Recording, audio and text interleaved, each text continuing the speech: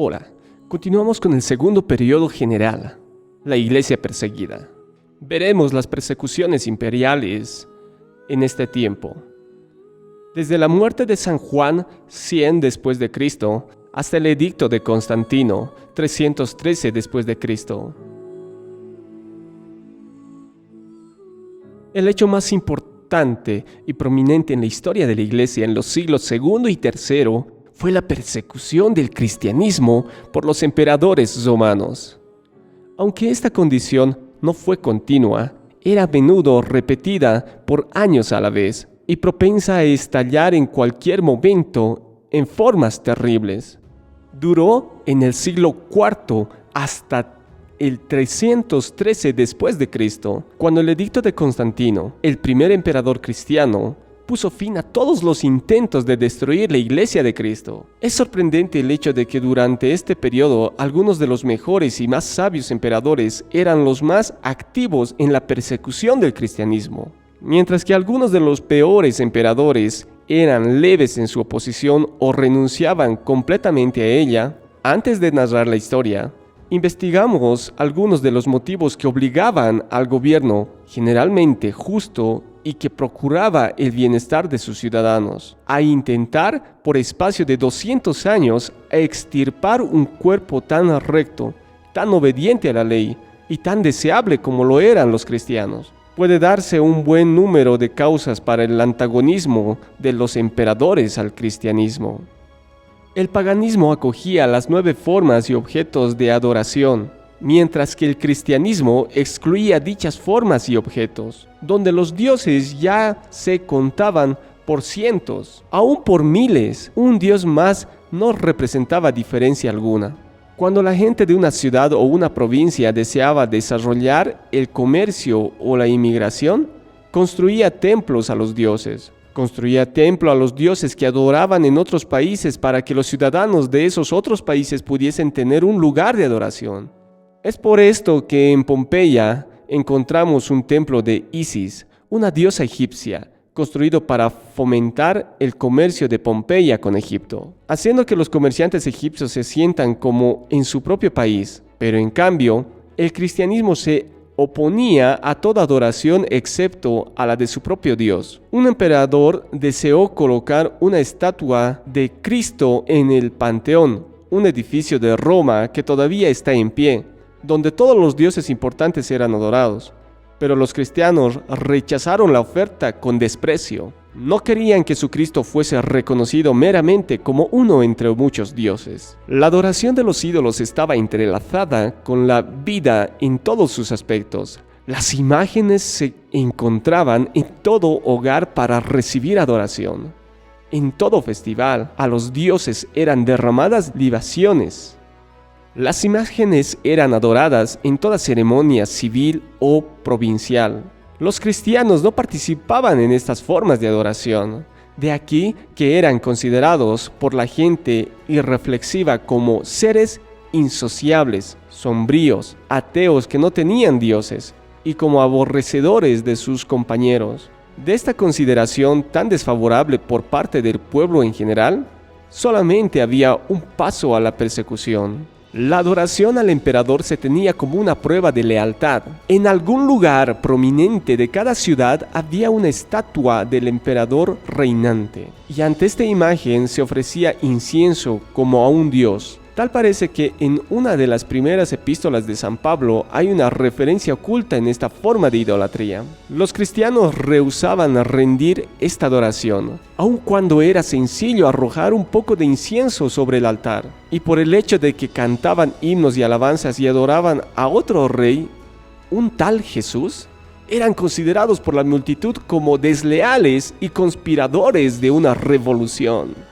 Se consideraba la primera generación de cristianos relacionada de alguna manera con los judíos, y el judaísmo era reconocido por el gobierno como una religión permitida, aunque los judíos vivían separados de las costumbres idólatras y ni siquiera comían alimento de las fiestas de los ídolos. Esta supuesta relación perseveró a los cristianos por algún tiempo de la persecución, Pero después de la destrucción de Jerusalén en el año 70 después de Cristo, el cristianismo quedó solo sin leyes que protegiesen a sus seguidores del odio de los enemigos.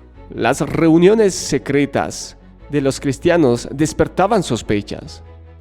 Ellos se reunían antes de la salida del sol o en la noche, a menudo en cuevas o catacumbas subterráneas, y se circulaban falsos rumores de ritos lascivios o criminales que se llevaban a cabo entre ellos. Además, el gobierno autocrático del imperio sospechaba que todos los cultos o sociedades secretas, temiendo propósitos desleales. La celebración de la Cena del Señor, de la cual eran excluidos los extraños, a menudo eran una causa de acusación y persecución. El cristianismo consideraba a todos los hombres como iguales, no hacía distinciones entre sus miembros ni sus servicios. Un esclavo podía ser electo como obispo en la iglesia. Esto era odioso para la mente de los nobles, para los filósofos y para las clases gobernantes. Los cristianos eran considerados como niveladores de la sociedad, anarquistas y trastornadores del orden social, de aquí como enemigos del Estado. Incidentalmente, los intereses económicos a menudo promovían o excitaban el espíritu de persecución. Así como San Pablo en Éfeso estuvo en peligro de muerte por el motín incitado por Demetrio el platero, a menudo también los gobernantes eran influenciados para perseguir a los cristianos por gentes cuyos intereses financieros eran afectados por el progreso de la iglesia, como por ejemplo los sacerdotes y sirvientes laicos de los templos de ídolos, los que hacían imágenes, los escultores, arquitectos de templos y otros que se ganaban la vida por medio de la adoración pagana. No era difícil elevar el grito de "los cristianos a los leones" cuando los hombres veían sus artes o profesiones en peligro, o cuando funcionarios codiciosos deseaban la propiedad de los cristianos ricos.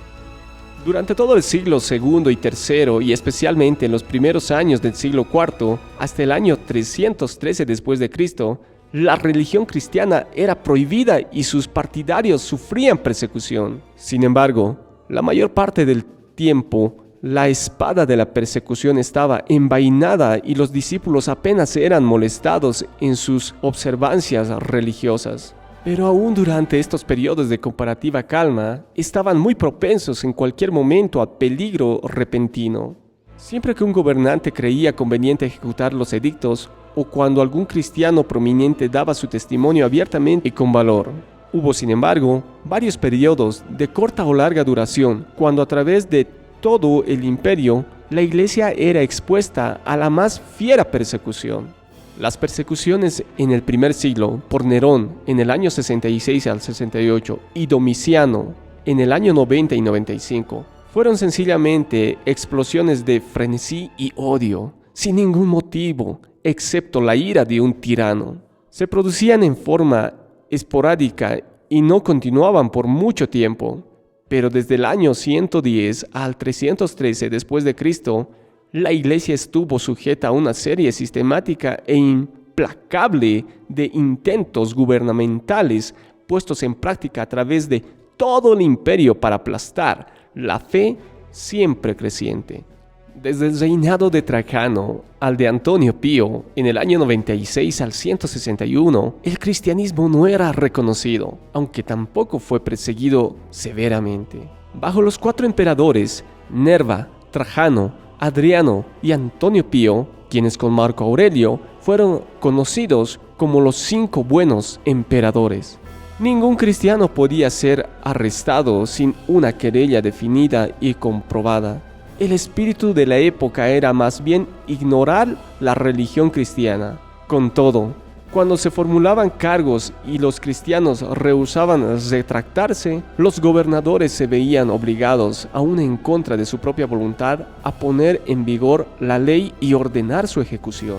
Algunos mártires provenientes de la fe durante estos reinados fueron los siguientes: Simeón o Simón, según Marcos 6:3, el sucesor de Santiago como cabeza u obispo de la iglesia en Jerusalén, y como aquel Este también era un hermano más joven de nuestro Señor. Se dice que llegó a una edad avanzada. Fue crucificado por orden del gobernador romano de Palestina en el año 107 después de Cristo, durante el reinado de Trajano. El otro mártir fue Ignacio, obispo de Antioquía en Siria. Estaba más que dispuesto a ser un mártir, y en su camino a Roma escribió cartas a las iglesias, esperando no perder el honor de morir por su Señor. Fue arrojado a las bestias en el anfiteatro romano en el año 108 a 110 después de Cristo. Aunque la persecución durante estos reinados fue menos severa de la que se desató sobre la iglesia poco después, hubo muchos mártires además de estos dos hombres distinguidos. El mejor emperador romano y uno de los más prominentes escritos de ética fue sin duda Marco Aurelio, que reinó del año 161 al 180 después de Cristo. Su estatua ecuestre aún está en pie en el lugar de la antigua capital de Roma. Sin embargo, este buen hombre y justo gobernante fue un acérrimo perseguidor de los cristianos. Procuró restaurar la antigua sencillez de la vida romana y con ella la religión antigua. Se oponía, pues, a los cristianos como innovadores. Muchos miles de creyentes en Cristo eran decapitados o devorados por las bestias feroces en la arena. Entre la multitud de mártires durante estos años, mencionamos solamente dos. Un mártir fue Policarpo, obispo de Esmirna, en Asia Menor. Murió en el año 155 después de Cristo. Al ser traído ante el gobernador e instado a maldecir el nombre de Jesucristo, contestó: 86 años le he servido y todo lo que me ha hecho es bien. ¿Cómo podría yo maldecirle? Mi Señor y Salvador. Y este fue quemado vivo en la hoguera. Otro mártir fue Justino Mártir. Había sido un filósofo y continuó enseñando después de aceptar el cristianismo. Era uno de los hombres más capaces de su época y uno de los principales defensores de la fe. Sus libros, aún existentes, ofrecen mucha valiosa información acerca de la iglesia a mediados del segundo siglo. Su martirio tuvo lugar en Roma en el año 166 después de Cristo. Después de la muerte de Marco Aurelio, 180 después de Cristo, siguió un periodo de confusión con emperadores débiles e indignos que estaban muy ocupados en guerras civiles o en sus propios placeres, para dar mucha atención a los cristianos.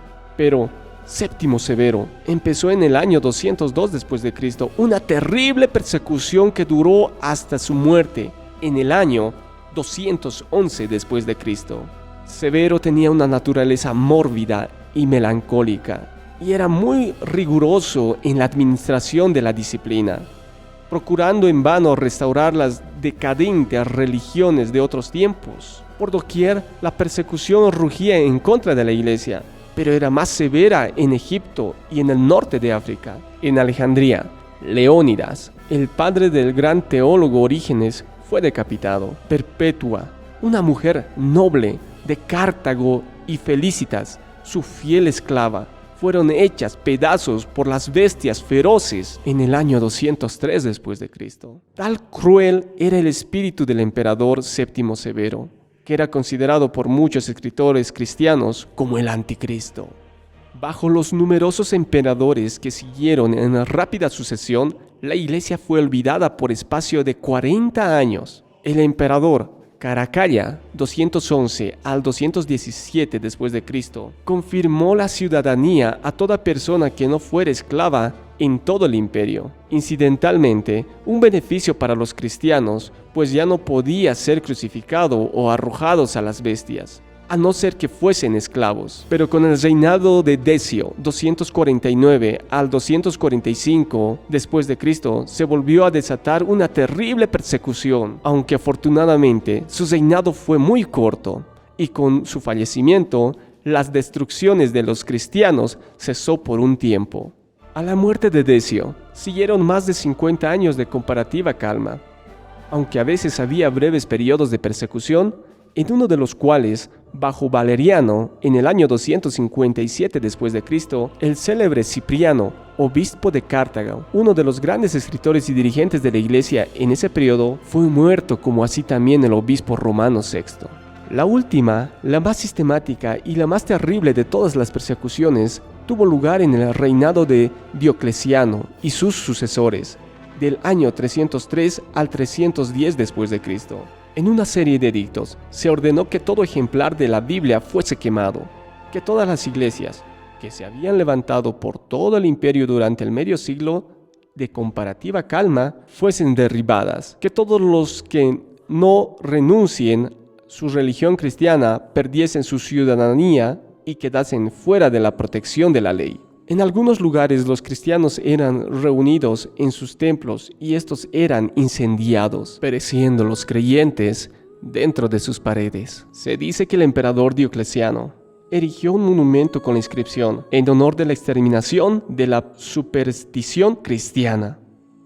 Sin embargo, 25 años después, el cristianismo llegó a ser la religión oficial del emperador, de la corte y del imperio. Los inmensos baños de Diocleciano en Roma fueron construidos mediante el trabajo forzado de los esclavos cristianos. Pero 12 siglos después del tiempo de Diocleciano, una parte del edificio fue transformado por Miguel Ángel en la iglesia de Santa Maria degli Angeli, consagrada en el año 1561 después de Cristo, y todavía usada para la adoración católico romana.